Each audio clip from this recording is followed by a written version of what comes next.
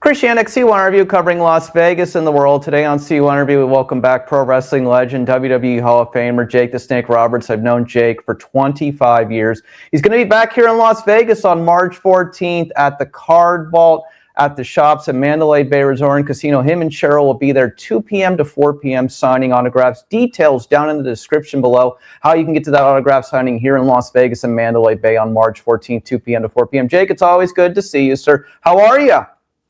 Wonderful. Okay, wonderful. That's great. That's great. Wonderful is a good start to the day.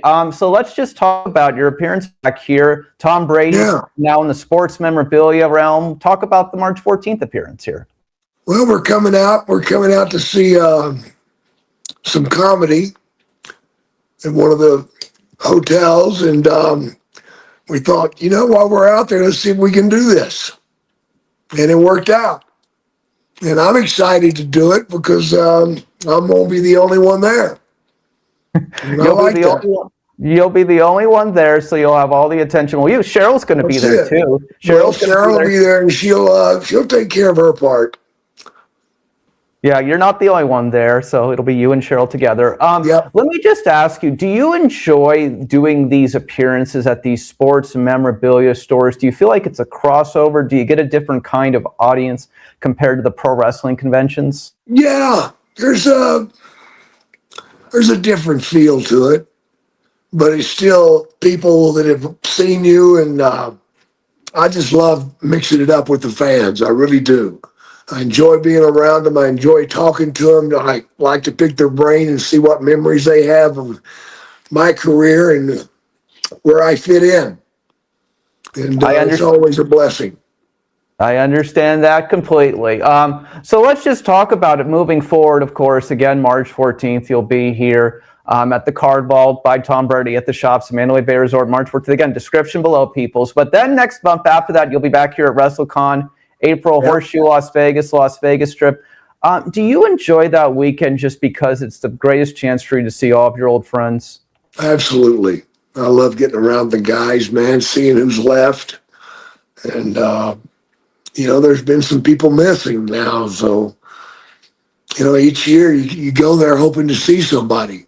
And I've got my wish list out, and I'll be taking that with me. And I'm going to bum around with the guys a little bit, I like to compare notes and see who's uglier than who and who looks worse off. Well, I know one of your buddies, Hacksaw Duggan, will be there. Yeah, Hacksaw's going to be there for sure. All right, moving forward on that, let me just ask you in this regard. Let's talk about some random questions I've never asked you. These will be fun. Things I've never asked you in 25 years. Okay. You wanted to be an architect. You love buildings and history. Yeah. Is there any place in the world you haven't traveled yet, and any landmark or any famous thing you've never seen you'd like to see? I would love to go to Rome. I really want to go to Rome, and I'm going to do it soon. And I'm guessing you want to see all of just the famous Colosseum structures, the Vatican, all that stuff? Yes. Yes, I love looking at these buildings that are so magnificent. They've been there hundreds and hundreds of years, and they're still standing proud. And it amazes me. It amazes me. Well, I know that you and Cheryl will have a wonderful time. Is Italian food your favorite kind of food, or one of them? It's one of my favorites, yes. Well, there we go. All right, so here's my question. Next one, a couple of randoms.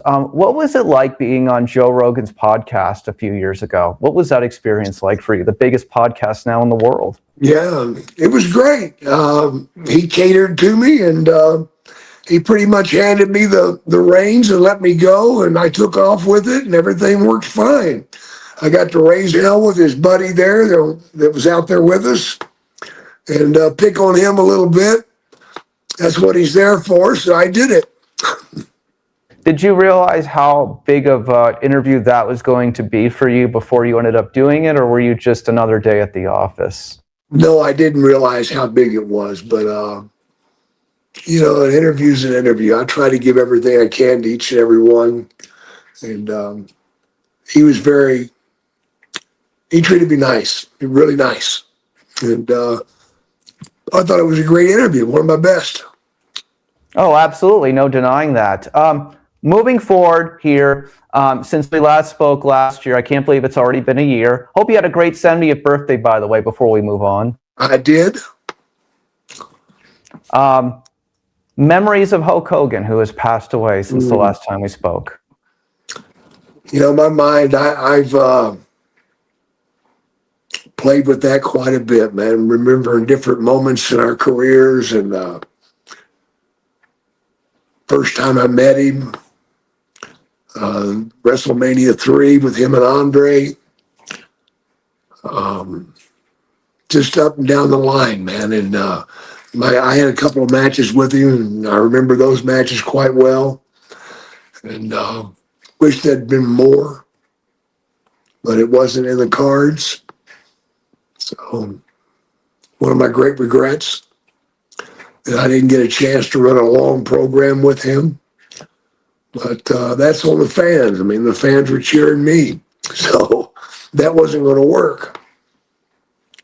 But here's my response to you in this regard. I feel like you guys could have had a 3 to 4 month program and made money everywhere and sold every place on earth. No? No doubt about it, man. I mean, we set records in the 2 places we went, in Montreal and in Providence, Rhode Island. We sold them out and turned people away. So it wasn't a question, is anybody going to show up? It was a question of them not doing the right thing. And they just didn't want to draw that line in the sand, so to speak. You know, their money's made off merchandising, so they didn't want to cut that up. Did you ever feel like when you look back on your career, that's like the one thing you wish would have happened? Yeah, absolutely. A long run with the champ would have been great. So let's talk about something else, if you can believe it. I've looked through our 25 years of CY interviews, and I never have asked you this either. Alice Cooper, WrestleMania 3. How did Alice get there? How did it all come about? Him going to the ring with you? What is that feeling like? It was great because I was a big Cooper fan growing up. I mean, high school, School's Out for Summer was the #1 song that year. So getting an opportunity to meet him blew me away. And when they told me I was going to meet him and he was going to be in my corner, I couldn't believe it. And we met the first time at the Mayflower Hotel in New York City. And I remember being in that room and I was just pacing because I couldn't wait for him to come through that door. And when he did come through the door, I was getting ready to take off to go meet him. And all of a sudden he runs across the floor to meet me. I'm like, holy cow, man, it's my turn to be a mark. He's like, no, man, I love you, man, blah, blah, blah, blah, blah. And we took off from there, man. He gave me some advice I wished I'd listened to, but, you know, it was about alcohol. And, you know, it took me a few years to get there, but I finally made it. His big thing is golf, if I'm not mistaken. Oh, he loves golf. No doubt about it. No doubt. What do you think about, what did he think about after the match was over? Do you remember his reaction to the crowd and how big it was? Oh, well, on the way to the ring, man, he almost passed out. He said it was too much of a rush. And because, you know, they boosted us up in that scissor lift about 15 feet in the air. And it was incredible, man. You felt like your skin was crawling on your body, just rippling. And your hair felt like it was growing. It was an amazing feeling to have 94,000 people in there going nuts. And he was to my right, and he grabbed a hold of my shoulder and he slid down my body with his fingernails. And I'm like, what the hell's going on here? And he's like, too much rush, too much rush. But afterwards, I talked to him about it, and he said that it was just, you know, it was the first time he had been in front of a crowd that wasn't there to see him. And he didn't know what to do. Because he's so much into the performing, he's not really taking it all in. Right. So for him to go out there and stand in the corner, I know it's pretty funny. Honky Tonk Man got on him pretty hard, calling him all sorts of things. And Alice got so upset he took his jacket off. And, oh my God.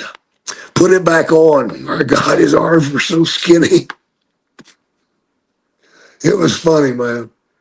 Thanks for that great story. One other one we've never talked with you about, your match with The Undertaker at WrestleMania. Mm-hmm.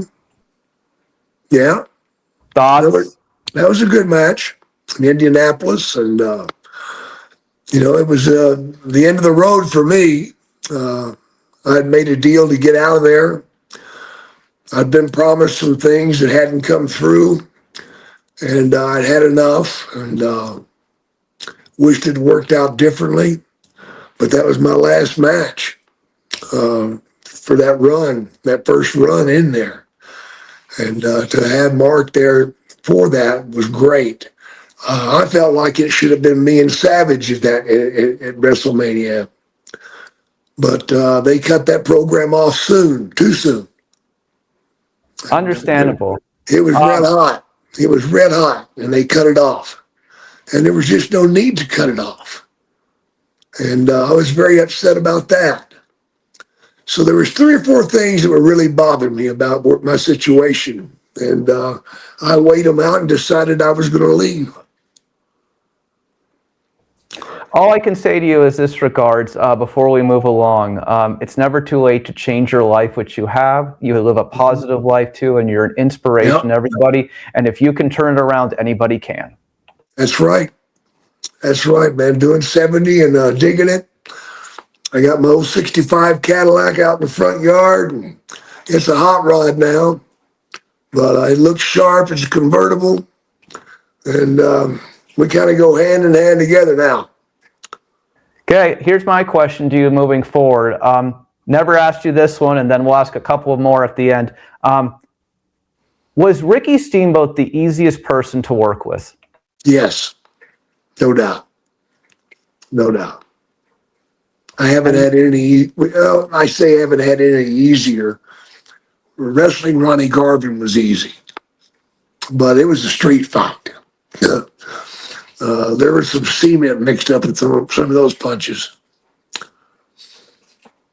Was the DDT on the floor to Ricky the hardest moment of your career? Yeah, it was. I didn't want to do it. I fought not to do it. And they just decided I was going to do it, and that was it. And Steamboat was part of it. He's the one that gave the final okay, and I told him he can't be done. And he found out that it can't be done. And still I regret that, because the last thing I want to do is cripple somebody. And that could have killed him. Ricky is a wonderful human being, and Yes, your matches, and I think your matches of Ricky are some of the most underrated matches of 2 guys who wrestled a lot together. Yeah, very good stuff.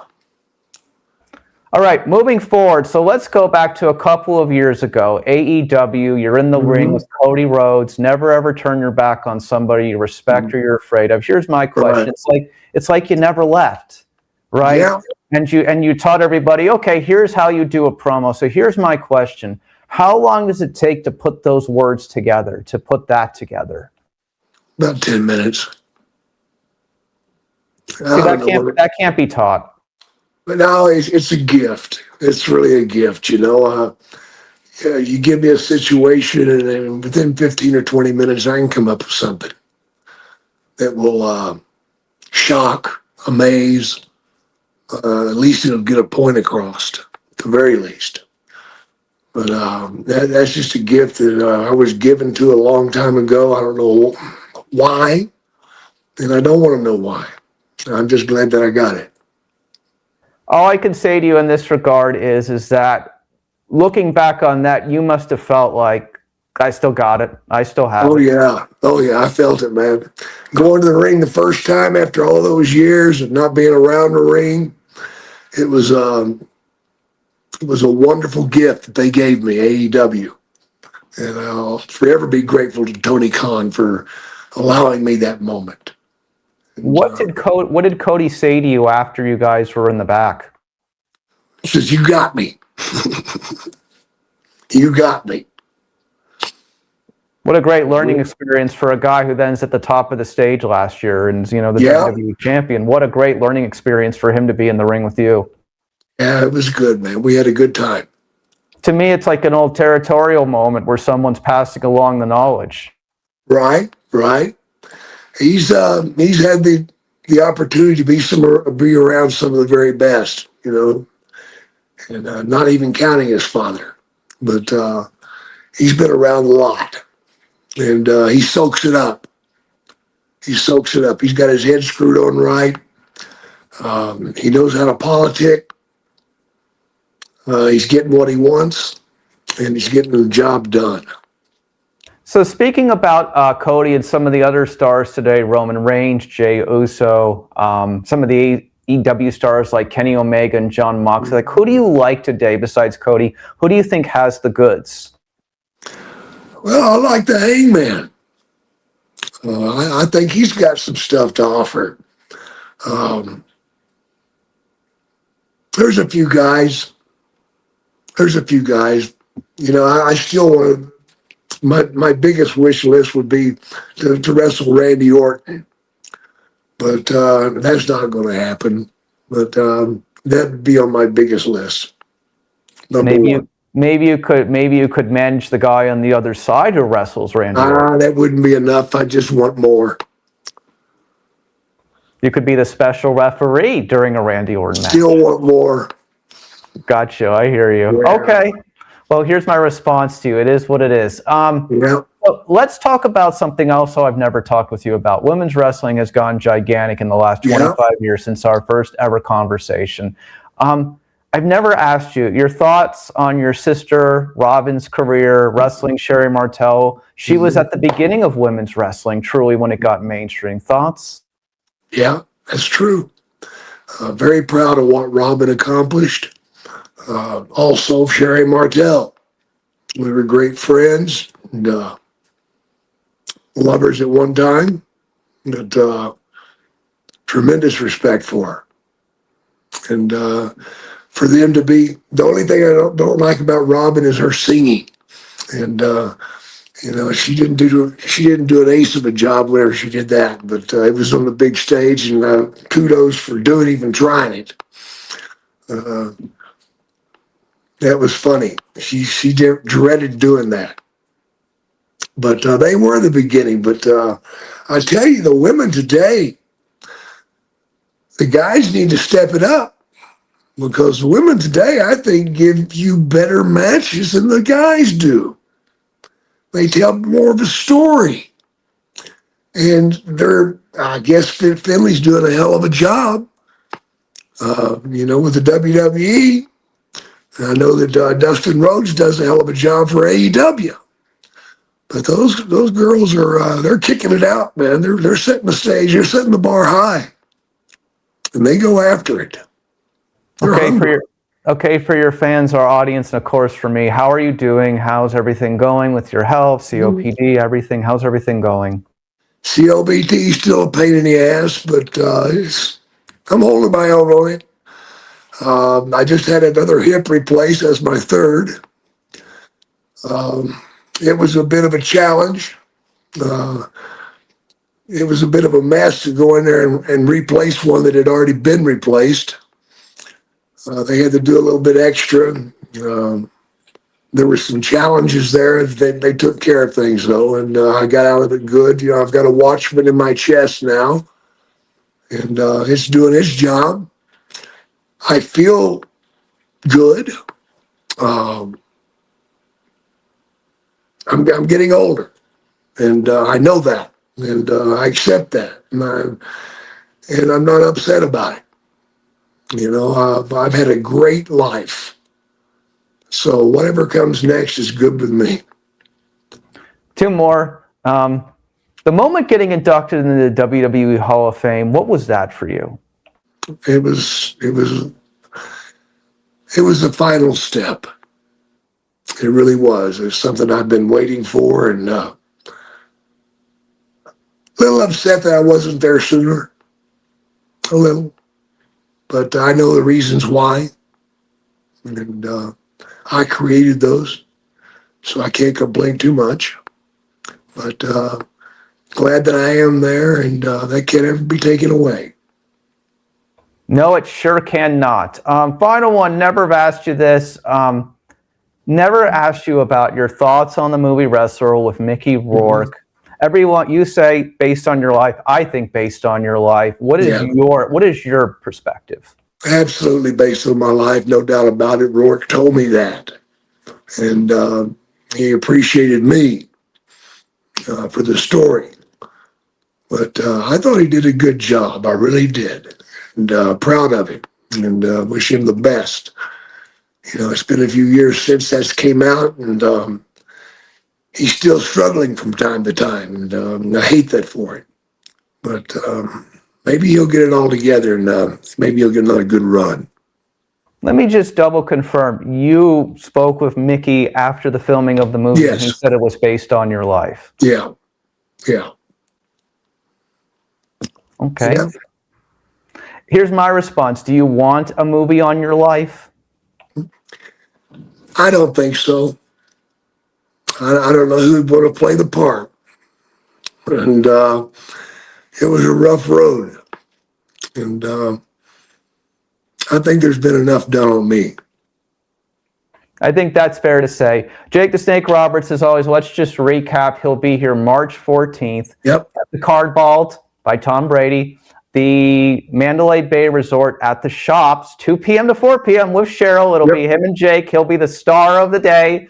They're here in Las Vegas, and of course, WrestleCon here in April during WrestleMania week. Go see him, Jim Duggan, and all the other greats. Jake, it's always such a delight to see you. 25 years in the making. I can't believe it. Here we are. I'm 40, you're 70, and we're both still here. Yeah. Hey, Chris, we're still doing it, man.